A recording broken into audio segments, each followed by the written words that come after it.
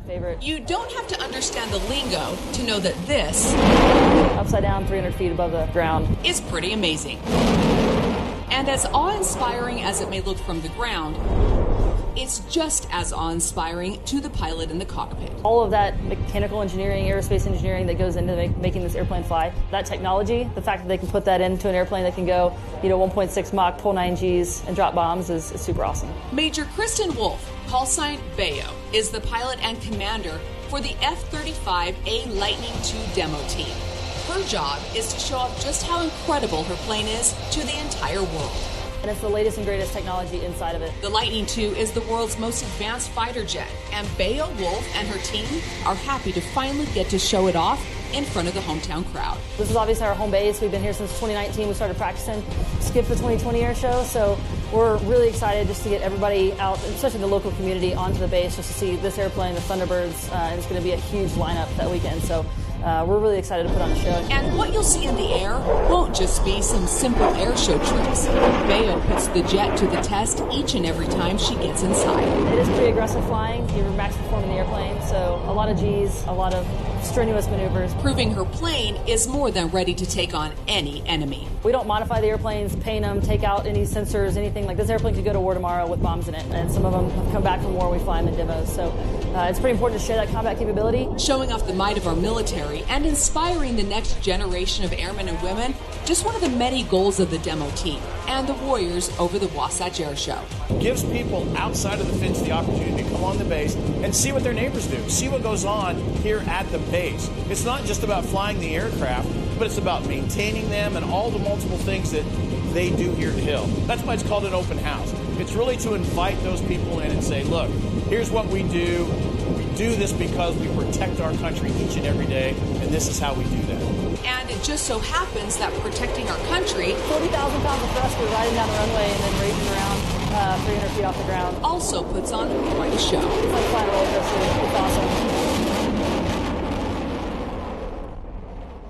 Great shots of the F-22 Raptor there, and how cool was it to talk to Bayo Wolf and learn about the F-35? I mean, so cool.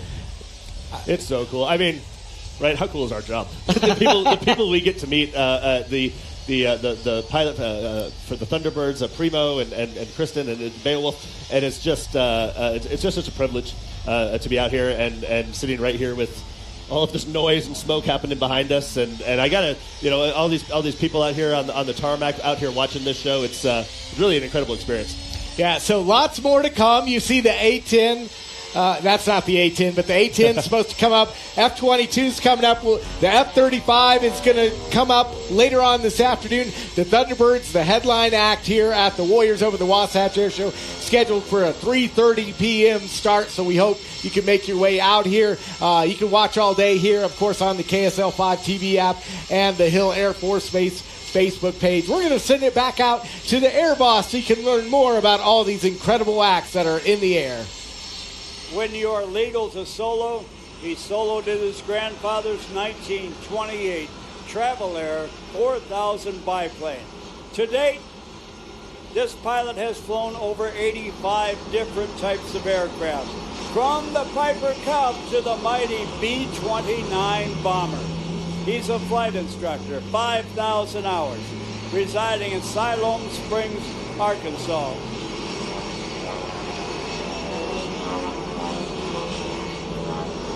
Setting up for the sectional roll, cutting up high into 8 equal parts, hesitating on that roll every 45 degrees. Well, Matt grew up like his talented father before him, flying RC aircraft, or radio control aircraft. It gave both his father and this pilot a great advantage when they got into the real thing. They understood controls, they understood aerodynamics, they understood balance, and it made it much easier to learn aerobatics. Coming in over our right shoulder for an outstanding photo pass, get a load of this. There is the office of Matt Yonkin.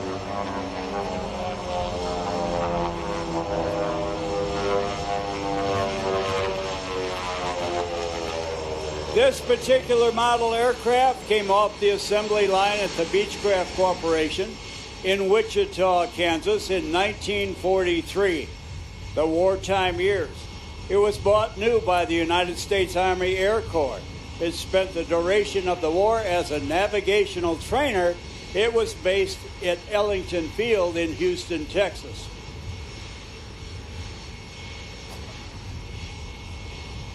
All right, now, if you want to talk about great control, Matt has slowed the aircraft up. He has lowered the landing gear. He has put the flaps down. 6,000-pound airplane. She is a big girl. But Matt is going to do a little dance with this big girl. And you might recognize this song as he tips it up to 90 degrees or more. He is dancing with an elephant. This is the Elephant Waltz.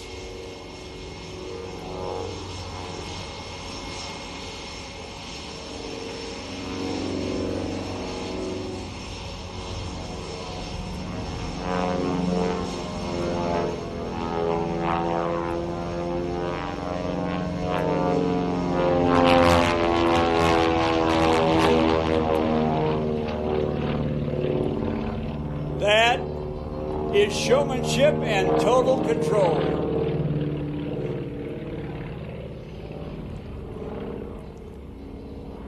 These were a very popular airplane, not only in the military, but in the civilian world as well.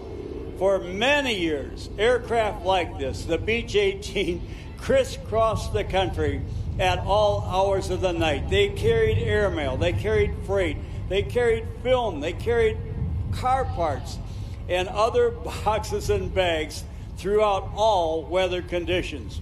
And by the way, not going was not an option for countless flyers, many of whom may be in the audience today.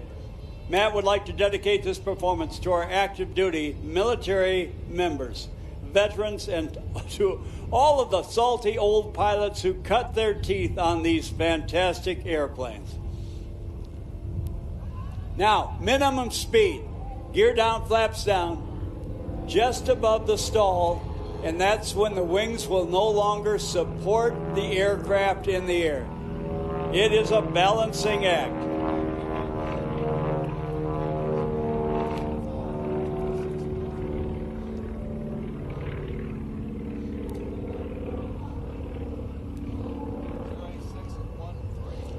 When Matt received the Art Scholl Award via Zoom in the COVID year, we couldn't get together. He gave a lot of credit for the aircraft staying in the air for the innovation of their nighttime act when they turned the airplane into a spaceship with millions of LED lights. He said, I could not do this act without Jeff Gibbs, my crew chief. Jeff's with us here now. And each and every show, Jeff is up here to guide me. Thank you so much for being a part of this award-winning team, Jeff Gibbs.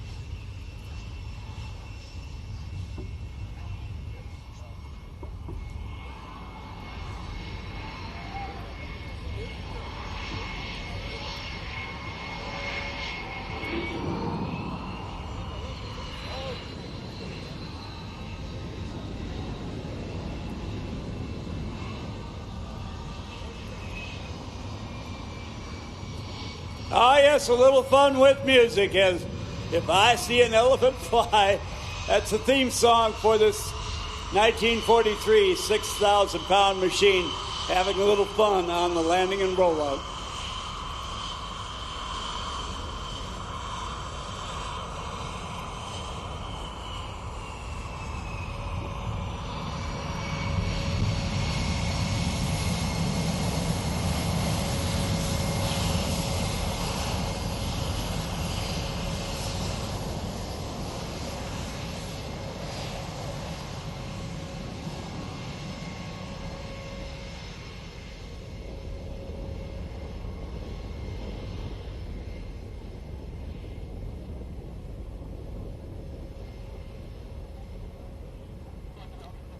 All right, changing the pace from 1943 and the big twin-engine trainer and transport aircraft, and by the way, passenger aircraft of the award-winning Matt Yonkin. Now we're going to go to the world of military aircraft and present the FA-18 Hornet, that is the Super Hornet, and we're also going to present after that, forming up with the T-2 Buckeye, the Navy Legacy Flight.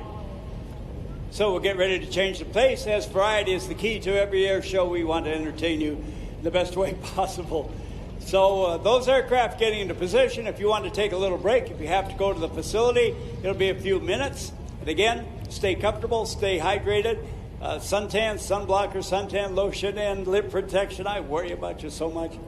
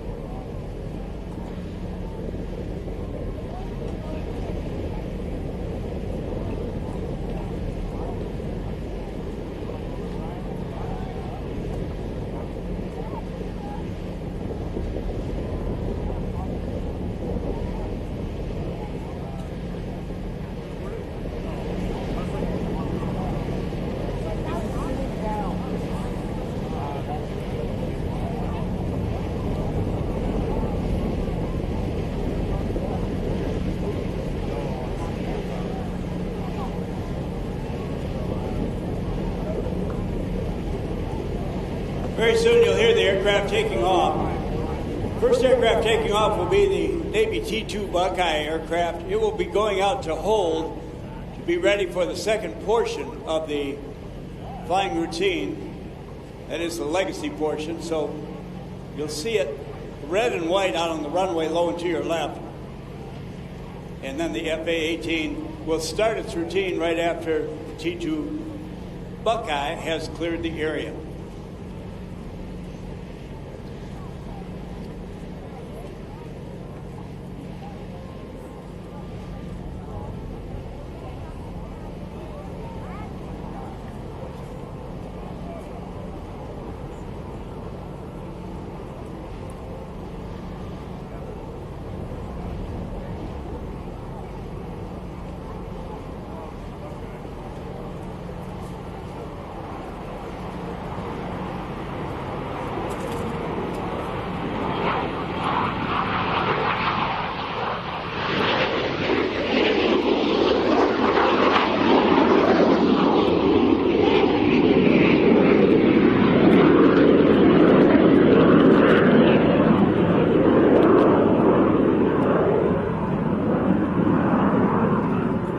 Ladies and gentlemen, today, the West Coast Rhino demo team dedicates this performance to Lieutenant Max Bullock. And our message to Lieutenant Max Bullock, we have the watch.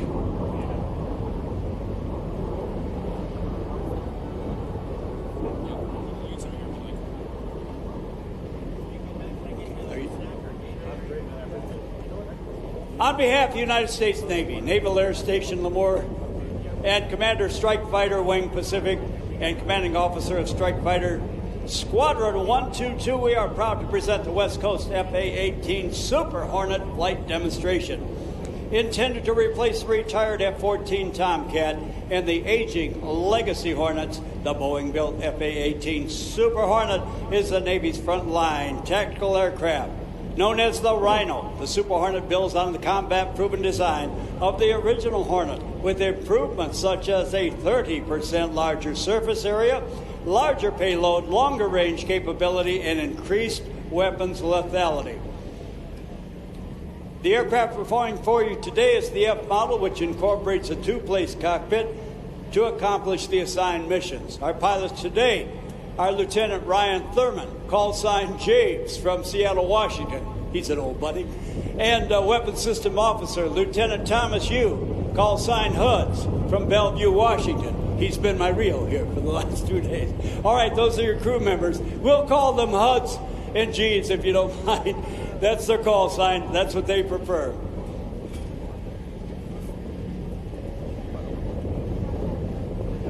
All right, ladies and gentlemen, direct your attention to the left. 44,000 pounds of thrust, 130 miles per hour takeoff speed. They'll perform a 360-degree roll while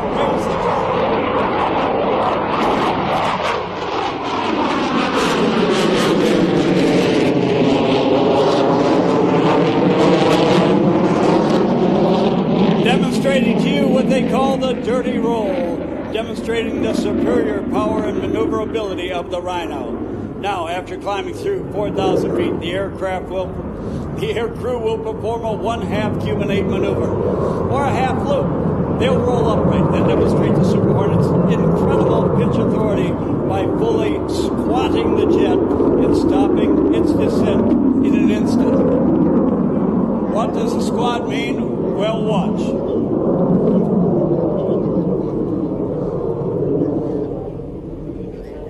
Watch for the squat.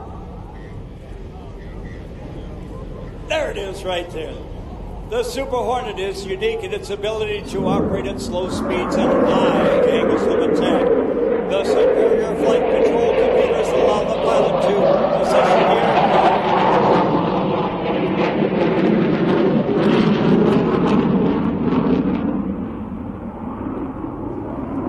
Where and when he needs to.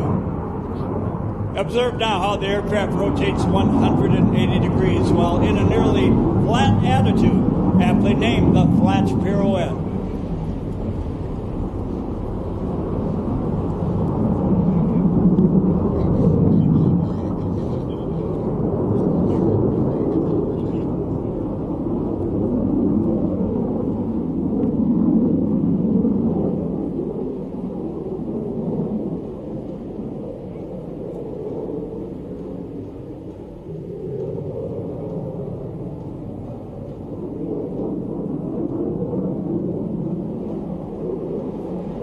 The Super Hornet's engines produce over 44,000 pounds of thrust in full afterburner. This allows the aircraft to sustain 8 times the force of gravity in a very tight turn radius.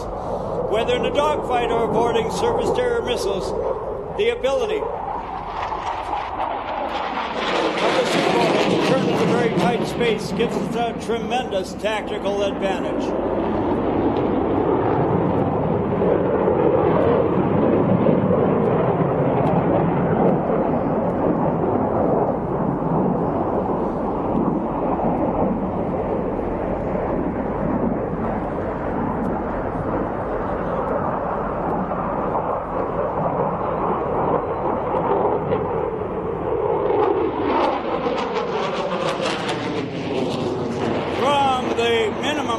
Turn to the vertical tail stand.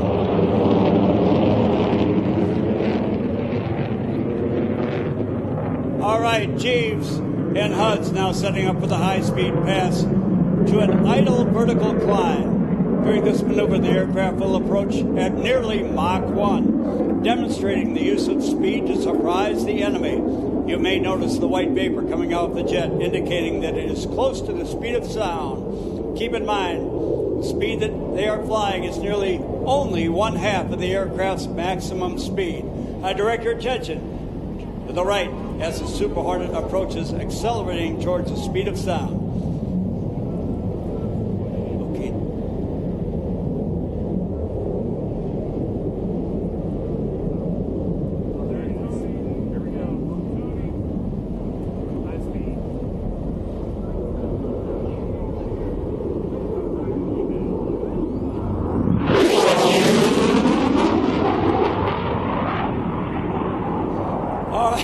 Calling off the speeds from the cockpit, you heard 625 miles per hour. And again, only half the speed capability of the aircraft.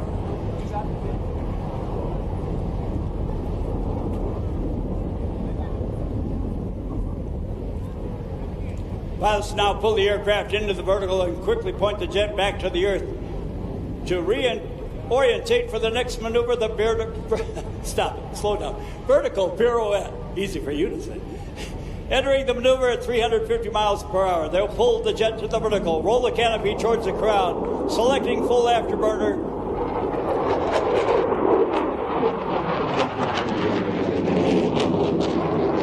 The airspeed will slow to 220 miles an hour, and they'll perform a very enjoyable negative G pushover and set up for the vertical pirouette. As they pull the nose up, watch how the aircraft swaps from nose high to nose low, rapidly pointing back towards the ground. Ladies and gentlemen, the Super Hornet vertical pirouette.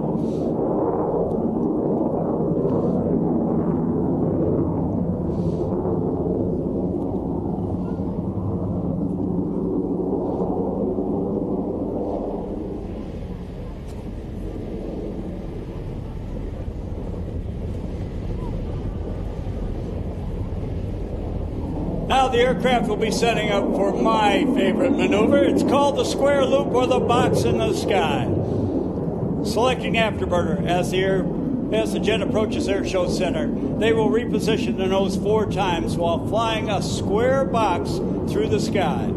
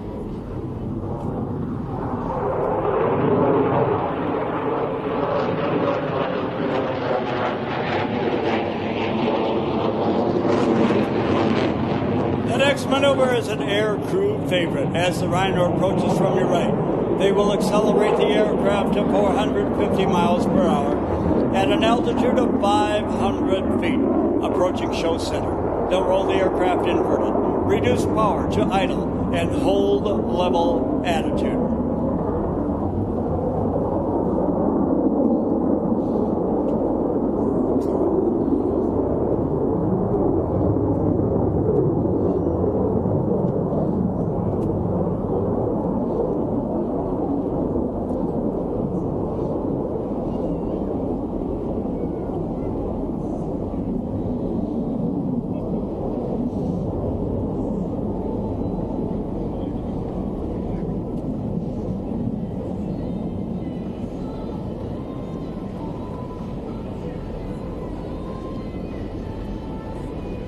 Ladies and gentlemen, from your right, the inverted Whisper has.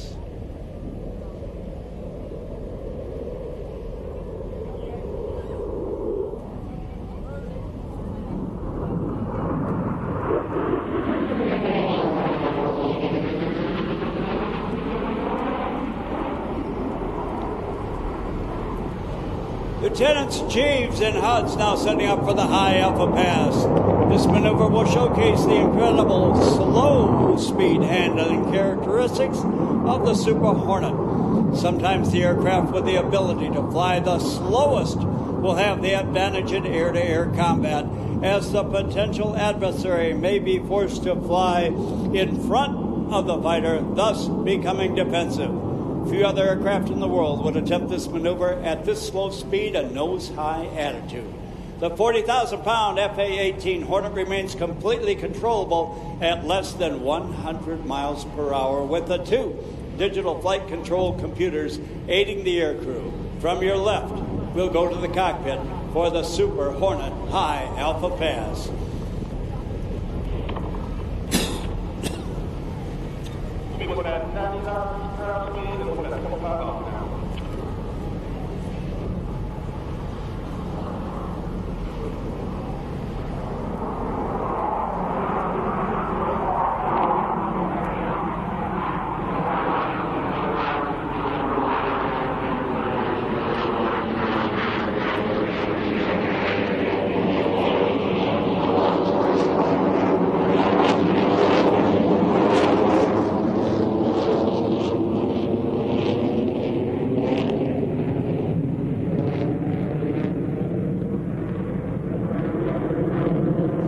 Ladies and gentlemen, watch as Jeeves and Hutz roll the aircraft inverted. Point right back to Earth, set up for the next maneuver. The aircraft will be approaching from your right. The aircrew will demonstrate the incredible pitch authority of the Super Hornet approaching show center. They'll roll the aircraft 90 degrees, angle the bank, and abruptly pull away from the crowd, showcasing the Rhino's ability to change direction quickly.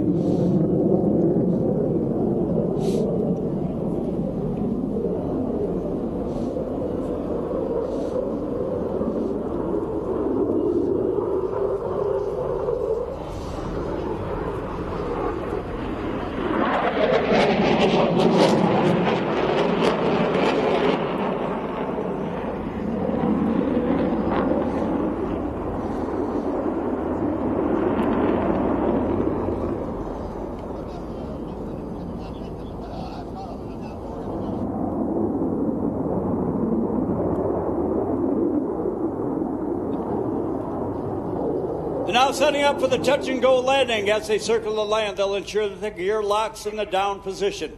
The flaps are extended to enhance lift at the slower speed required for the landing.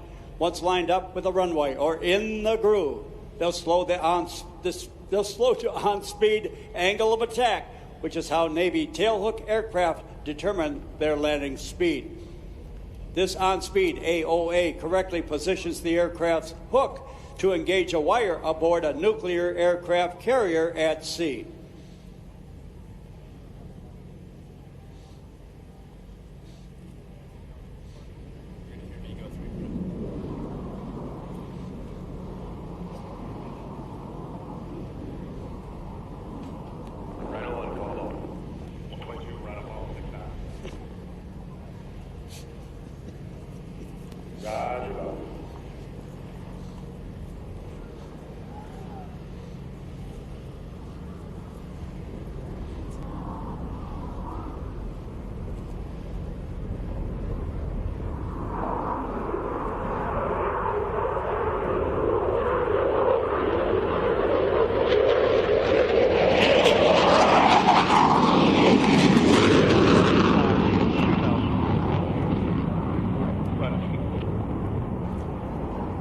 After the touch and go, the aircraft accelerates a few feet above the ground to reach its minimum vertical speed.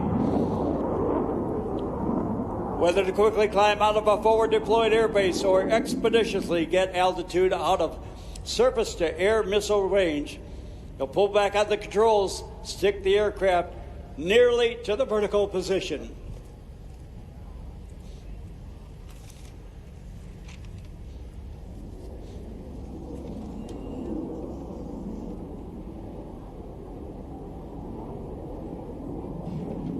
Now, the two aircraft that you saw earlier are going to get back into position as we get ready for the FA-18 T2 Legacy flight.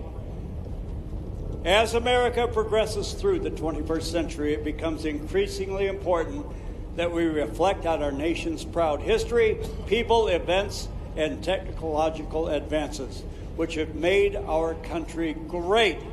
By remembering, appreciating, and fully understanding the touchstones of our past, will we be able to successfully chart the course for America's future. With this thought in mind, Commander Naval Forces developed the Tailhook Legacy Flight, a dynamic flight demonstration program designed to keep naval aviation's ties to its proud heritage alive and viable. Under this program, vintage warbirds from naval aviation's past are flown alongside the high-tech weaponry representative of present-day naval carrier aviation.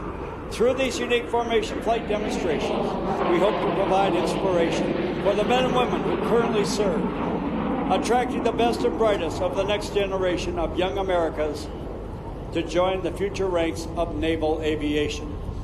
During World War II, the battles of the Coral Sea and Midway, the full capabilities of Navy tactical air power began to be realized. It was from this time that the course of naval carrier aviation changed forever. Although it has been nearly 80 years since the conclusion of World War II, Navy tactical aviation has transformed in many different ways. Today, the T-2 Buckeye will be leading the tailhook legacy flight. Although the T-2 Buckeye has never seen combat, it has been the backbone for Navy and Marine Corps tactical jet crew training starting back in 1959. It has served as a stepping stone to esteemed aircraft such as the F-4, the F-14 for naval aviators. Officially retired in 2008, the Navy T-2 Buckeye has been in service for 50 years. Every tactical jet naval aviator from the Vietnam War to the global war on terror has flown the T-2 Buckeye. During the course of the air show season, different aircraft will alternatively participate in tailhook legacy flight flyovers. The pilots who fly these vintage warbirds join the Tailhook Legacy Flight program on a strictly volunteer basis. Please take a moment to stop by and visit them after the show and thank them for sharing naval aviation history with us here today.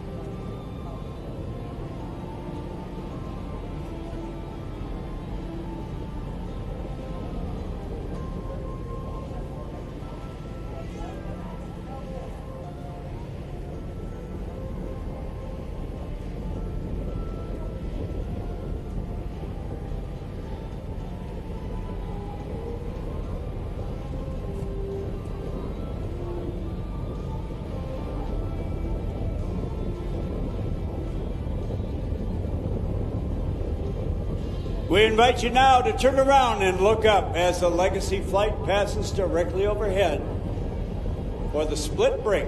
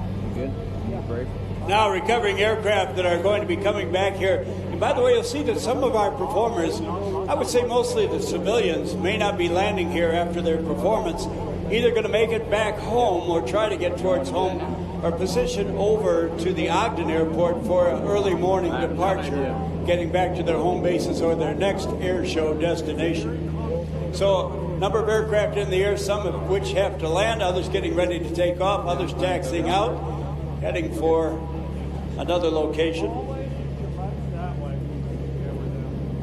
And remember, if you're purchasing a gift for yourself, you have come to the right place. Wearing apparel, high quality, great prices. We don't pay mall rents. Only at air shows are these items offered. It is great for you, and if you're looking for shopping for an upcoming occasion, a birthday, an anniversary, or a graduation, or as Super Dave Olmsted likes to say, 182 days until Christmas.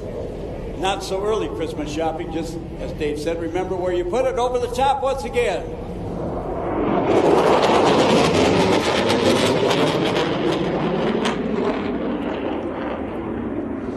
This is the place to do your shopping. And if hunger is what's eating you, you've come to the right place as well.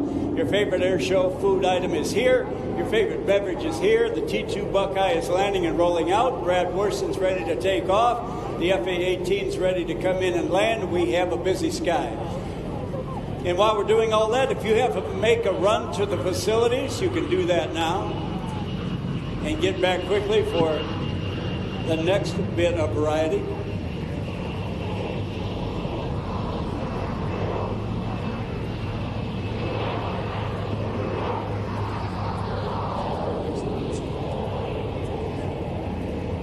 The job of naval aviator is not complete until their aircraft is back aboard its floating home. The aircraft.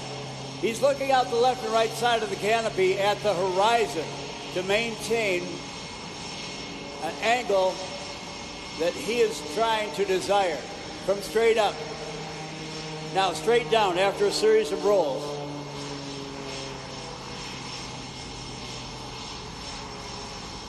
Pull up to the vertical. Roll the aircraft 1/4 roll, another quarter roll, a third quarter roll, the 4-point ascending vertical climb. Smoke goes off. Vertical reverse, the hammerhead, the snap roll on the descending line twice.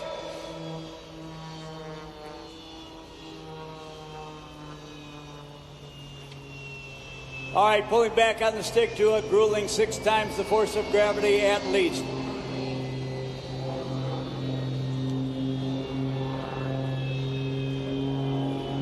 The aircraft stops, shifts into reverse, backs up on the tail, recovering with the weight of the nose and the prop, and the pilot maintaining the controls to a nose-down attitude. What you're seeing is a choreographed sky dance. These are just not random maneuvers that are thrown together.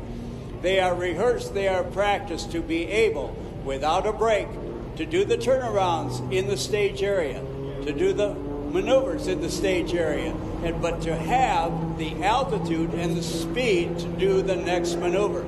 That is planning. It's a unique sky dance that each one of these pilots do differently based on their favorite maneuvers, based on the capability of the aircraft, and based on how the pilot feels about the whole routine. This sky dance is unique from all others. Brad Worston is the dedicated pilot snap rolling the aircraft.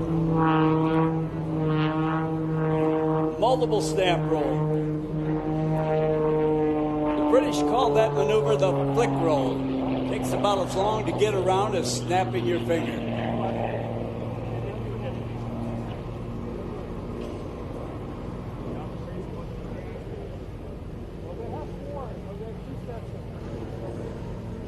Brad is working with the Ryan P. Poe Foundation. It's a youth program to elevate your life. It's founded by airshow performer, our late friend Greg Poe, as a result of a tragic drug-related death of his son, Ryan J. Poe. Foundation mission statement: utilize aviation to inspire, motivate, and provide a path for young people to realize their dreams. The encouragement that these people receive to follow their dreams has truly been a lifelong dream of this man, Brad Worski.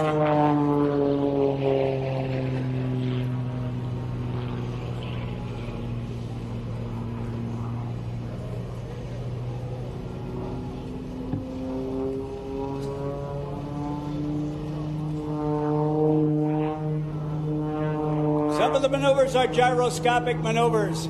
The airplane takes a tremendous beating. For that reason, they are comprised of space-age materials. They are light but not flimsy. Continuous high G, both negative and positive on the aircraft, take its toll on most aircraft.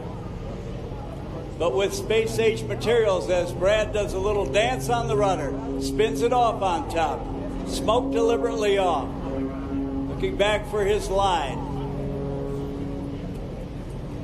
Brain is racing 400 miles an hour.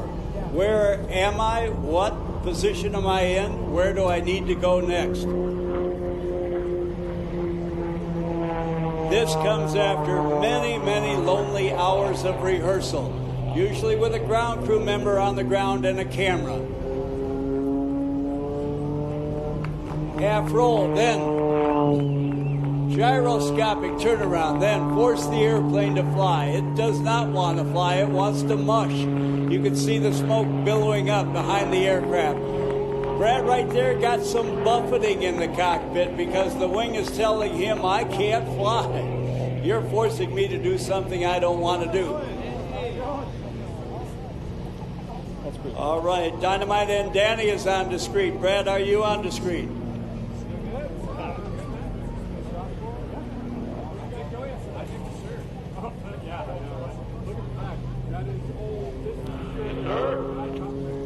All right, Brad, Rick Myers and I are ready for you.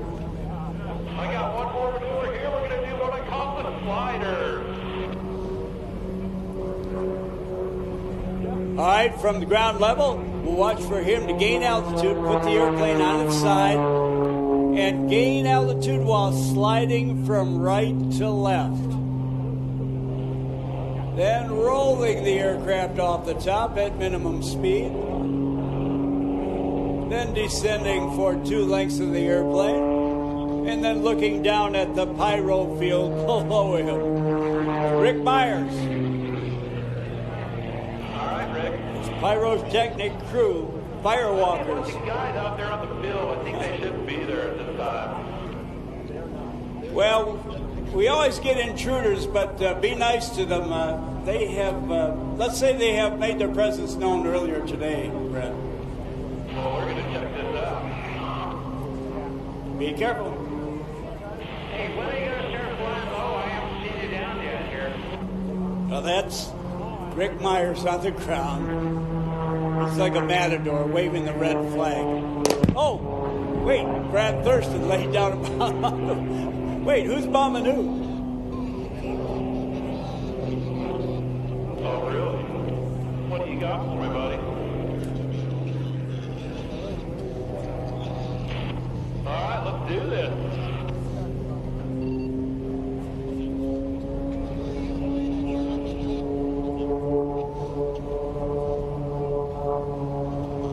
I think this is going to be a picture moment for everybody. Get your camera. Brad, where's your plan at, Major?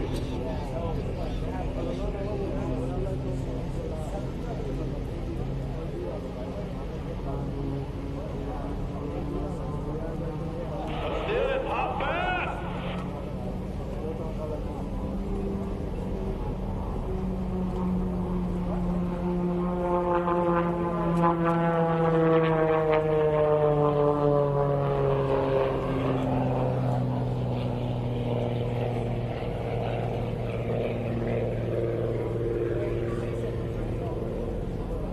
Oh, man, come on.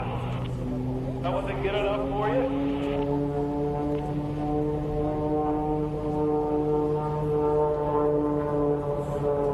All right, I'll give you the benefit of the doubt this one time, dude.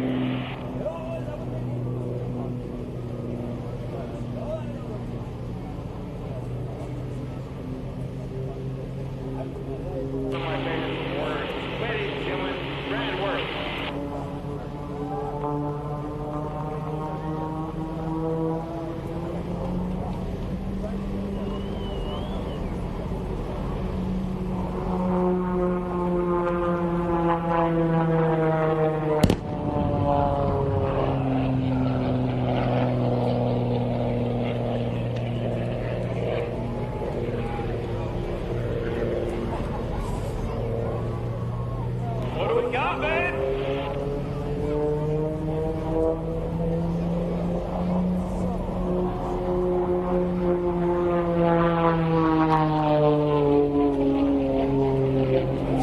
rings in the sky. Right through the ring, Brad Worston. Right on the target, right on the bullseye. Little friendly rivalry between Rick Myers, the guy they call Sarge, and his experienced crew with over 150 years, that is, of pyrotechnic experience, again through the smoke rings in the sky. But these guys are just having fun. That's all they're doing. It's all about fun, and they're sharing that fun with you. Good job. Friendly rivalry.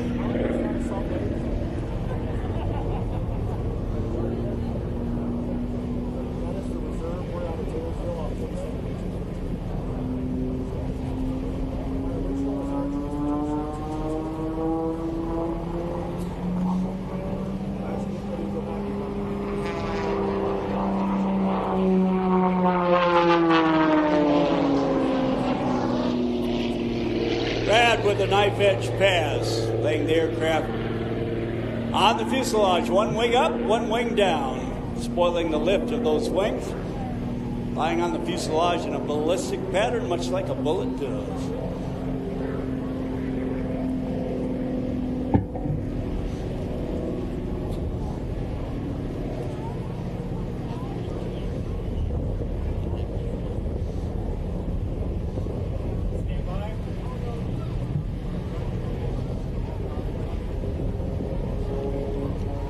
Brad's been cleared for landing, and again, to keep you interchanged. All right, Brad Worston in his MX, wowing the crowd. A lot of pyrotechnics. Dan Hawkins alongside Matt Gephardt. And Matt, it has been a lot of fun. Lots of great acts, and we still got some really great acts coming up. It has been so cool to be out here and watching this stuff. And as the those are the F-14s? F-18. F-18, excuse me. The F-18 that was flying over. I mean, you know they're loud, right? Anybody who lives in the shadow of Hill Air Force Base knows that these things are loud. But to be right there as they're, buzzing, for lack of a better word, buzzing the crowd and stuff, I mean, it is impossible not to get goosebumps. Absolutely. We want to bring in our next guest, Staff Sergeant Jeremy Hansen, an Air Force recruiter. He's based in Salt Lake City, so just down the road here from Ogden, Utah, and a air transportation specialist by trade, right? Yes, sir. All right. So tell us a little bit about yourself and your Air Force story. So I'm actually from Salt Lake. I grew up in Riverton, and then I joined when I was about 24 years old. Ended up with Germany as my first assignment, so I ended up staying there for 5 years. I did air transportation, which is helping load and unload cargo and passengers on aircraft. And then after that, they sent me to Virginia, traveled up and down the East Coast, and then I became a recruiter, and I'm based out of Taylorsville. You are a recruiter. Yes, sir. Make the sales pitch. So the big thing with the Air Force is, we are able to help people get a good, solid career, get them a lot of benefits, help pay for education, and get them in a solid trajectory for their life. Even if they serve 4 years or 24 years, it really helps them get on a good path for their career field. So obviously there's a lot of different ways or paths you can take, whether it's, joining the Air Force enlisted, which is what you handle, but there's also different paths for officers and even professionals, right? Absolutely. Like lawyers, doctors, yes. etc.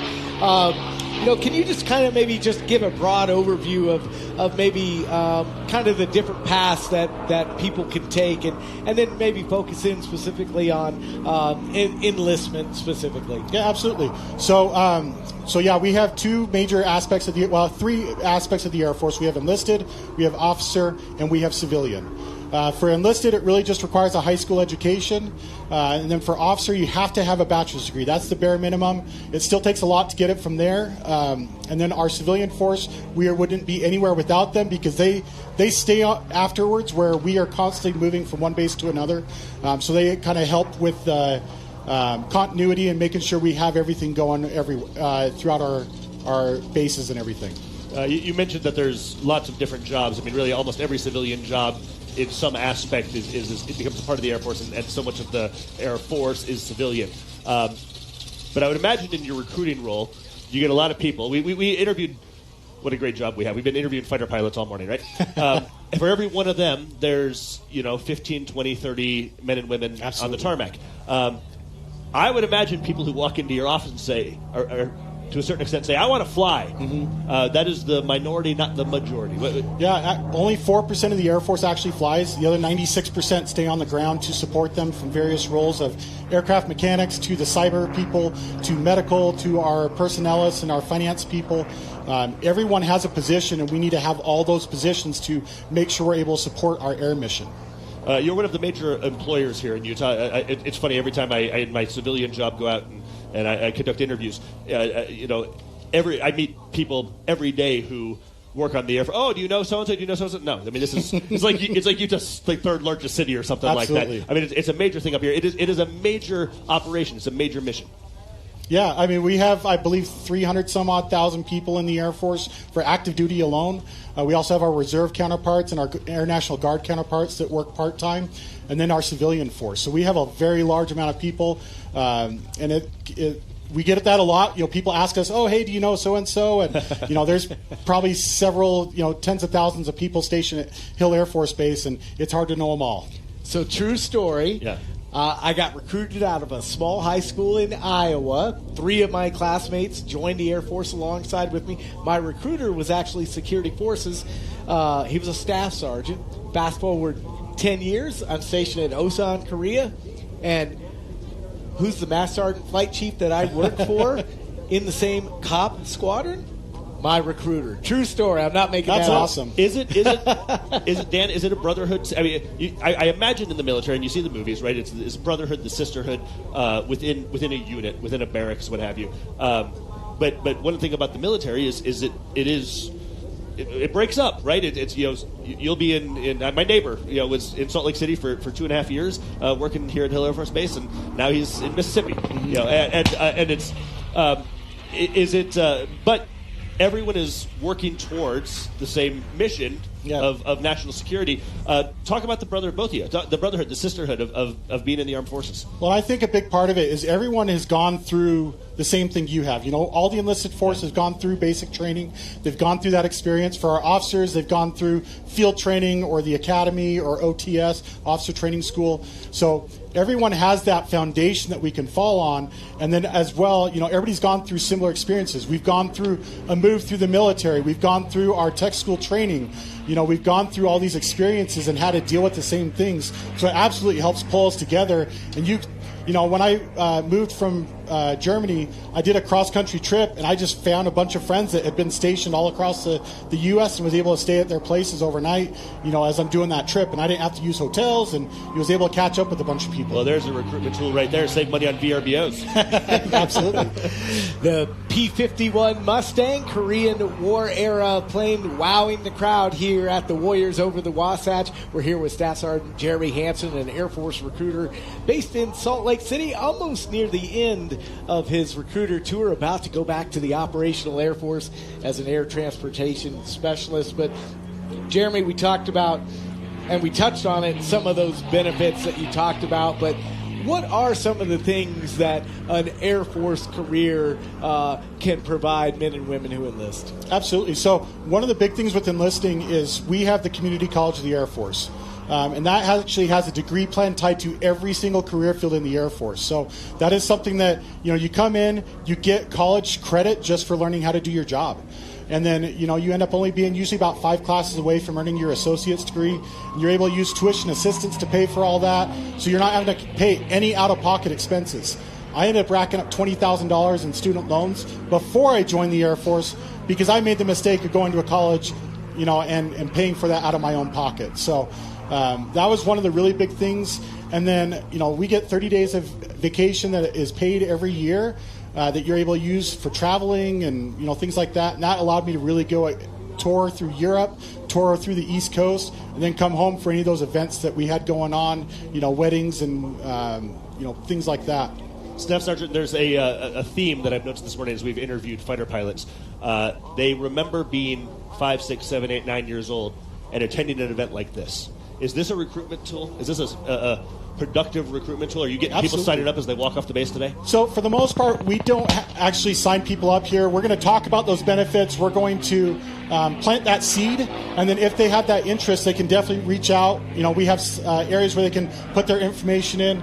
But for the most part, we're here just to let people know that we're here and, talk to them about those benefits and see if it's something they want to learn more about at a later point.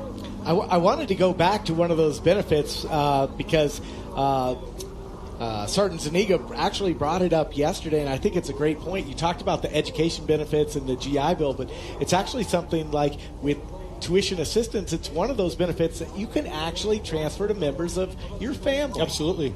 Yes, we have the post 9/11 GI Bill. This is something that is basically, it's over $100,000 scholarship, and it helps pay for housing. So it pays for a college dorm and stuff like that. And so if you're in the Air Force, you're using your tuition assistance, it'll pay all the way up to a master's degree. And so if you end up not needing to use that GI Bill, they allow you to transfer that to a spouse or any kids so you can help pay for their college. If you have one kid, it can pay for 4 years of school. You have two kids, it can pay for an associate's degree for each. If you have three kids, maybe decide if you love one a little bit more or try and find some way to divide it up evenly. But it's definitely something that's really beneficial if you end up getting all your education paid for while you're in the Air Force. So my wife is retired from the Air Force. I'm retired from the Air Force. We both use tuition assistance. We were able to put our daughter through engineering school at Texas A&M, and it got her through 4 years of college at Texas A&M. And we didn't have to pay for her tuition and all those things. And her housing and dorm and all that. It was paid for through this great benefit that we were able to utilize from our service. So, that's a real-life example. Texas A&M is not cheap. Yeah. It's a great school for engineering, and the GI Bill took care of it. Yeah, it pays 100% of any public in-state tuition, and if it's private or out-of-state, then it's capped. It changes every year. Last I checked, is like $26,000 a year.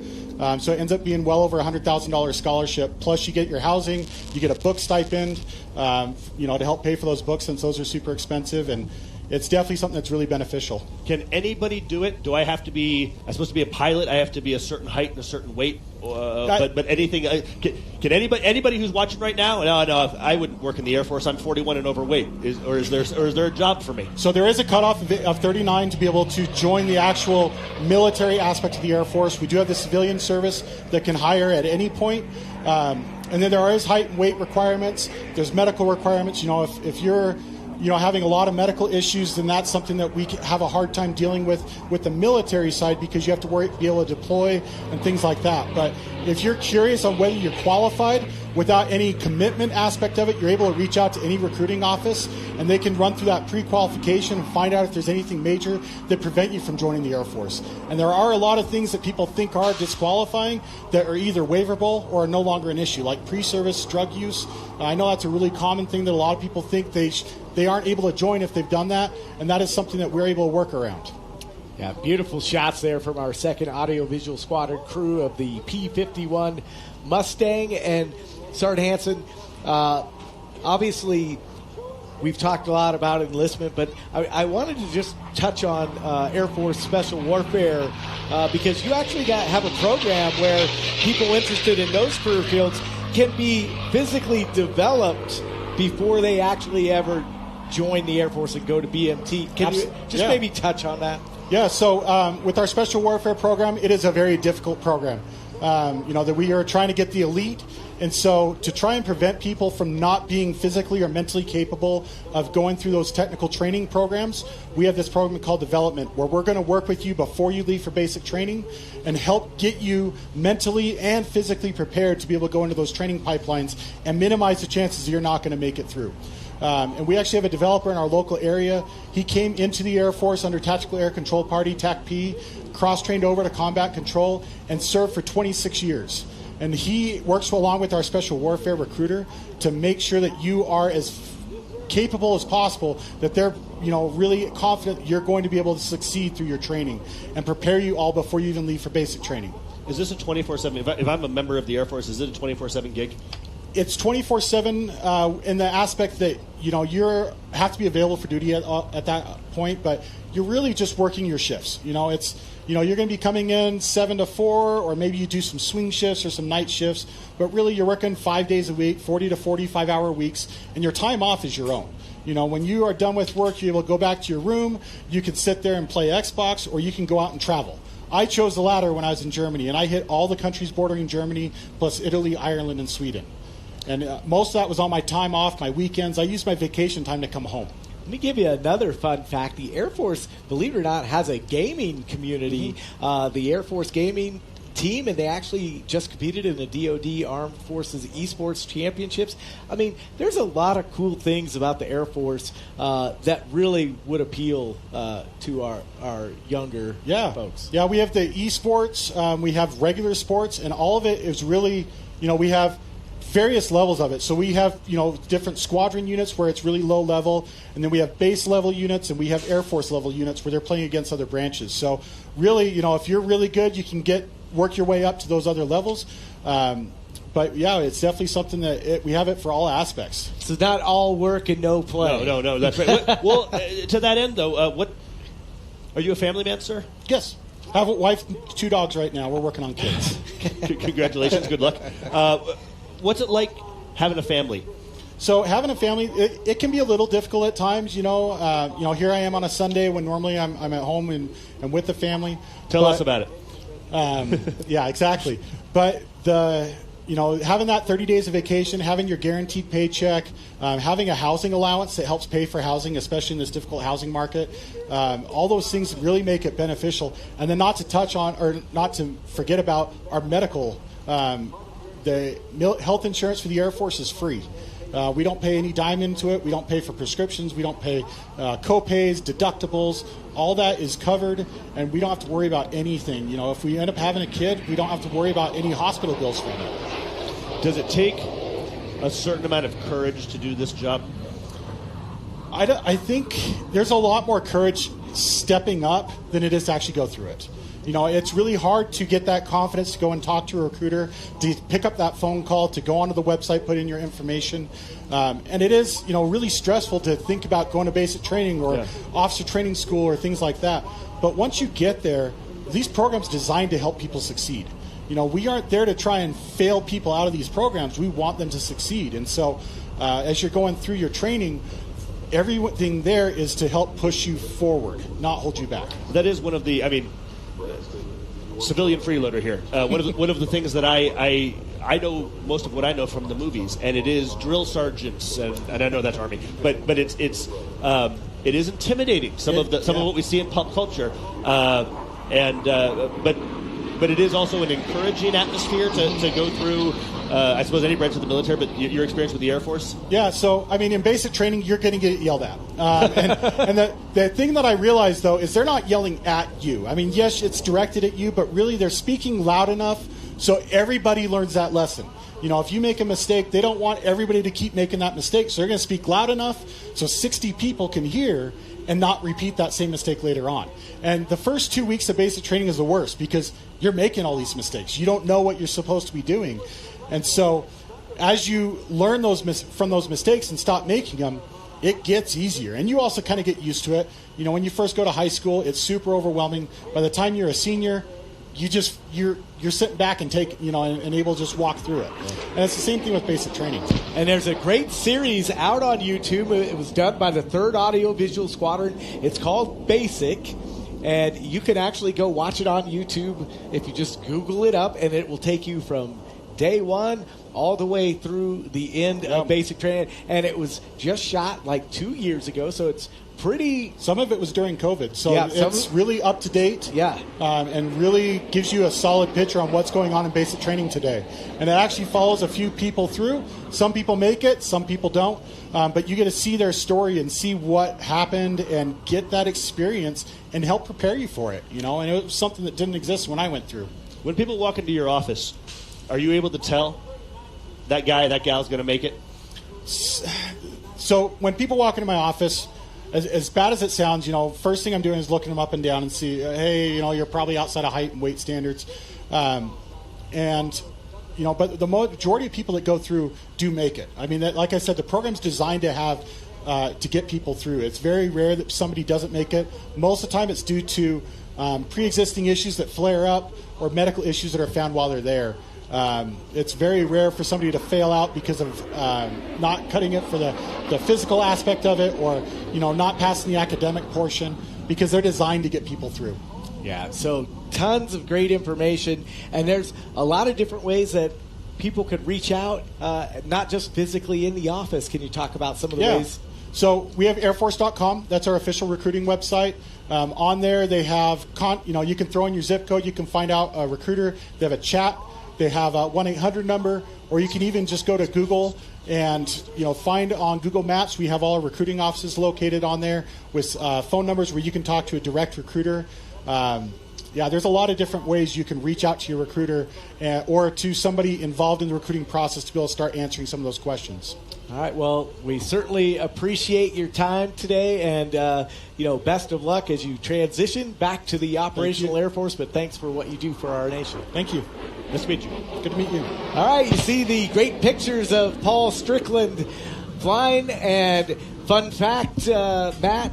The current pilot out there flying that aircraft right now, Paul Strickland, used to be an Air Force Thunderbird. Really? Yeah, so pretty cool. He's actually a pilot now for Southwest Airlines, and so wowing the crowd here, but he has over 3,000 hours in military aircraft, obviously including the F-16, but also the A-10.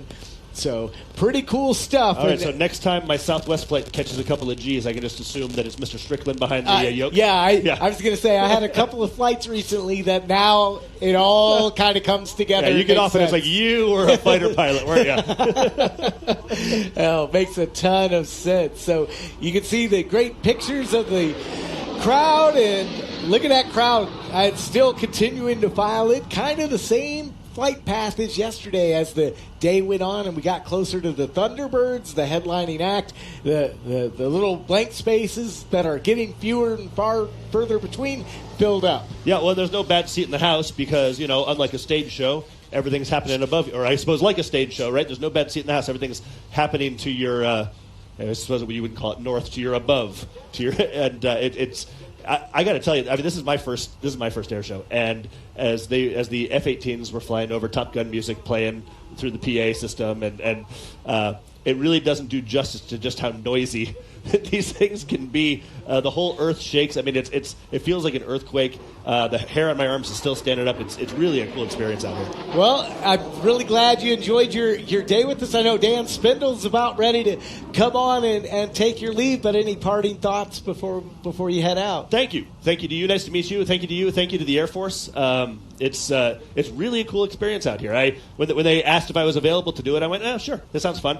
I really, in my mind's eye, underestimated how fun this really. We had an hour break a minute ago, and I just stood out there with my mouth, catching flies in my mouth with my jaw, just watching these things go around. It's really a cool experience. So thank you to you. Thank you to the Air Force. Thank you to KSL for giving me a job that allows me to have this kind of experience. I feel very grateful. Awesome. Thank you so much. Let's learn a little bit more about how officers can be recruited into the Air Force.